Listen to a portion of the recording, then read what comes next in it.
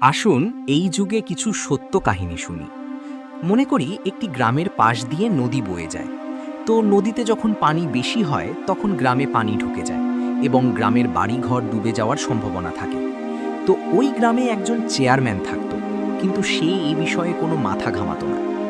সে একদিন গ্রাম পরিদর্শন করতে গেলে দেখে গ্রামে খুব খারাপ অবস্থা, চারিদিকে পানি। সে একটি বুদ্ধি খাটালো।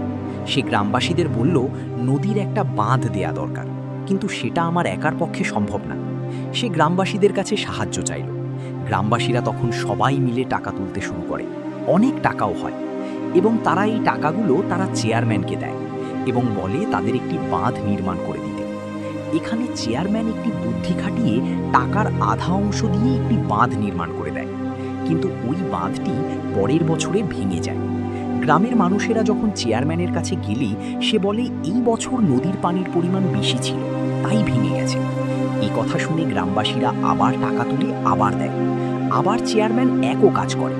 এমনি অনেক বছর কেটে যায়।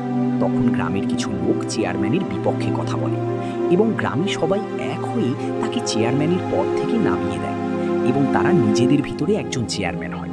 এবং সে আবার নদীর বাঁধ নির্মাণের প্রকল্প শুরু করে, এবং সে আগেকার চেয়ারম্যানের মতো টাকা ওঠায়।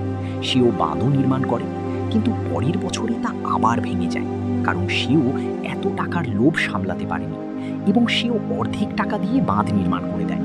এবং নতুন চেয়ারম্যান মনে মনে বলে, আগের চেয়ারম্যান এতগুলো বছর খেয়ে গেল, আমিও কটা বছর খাই, তারপর নাই উন্নতি করব।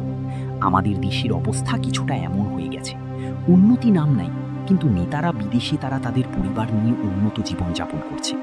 ভিডিওটি ভালো লাগলে আমাদের চ্যানেলটি সাবস্ক্রাইব করুন। আসসালামু আলাইকুম।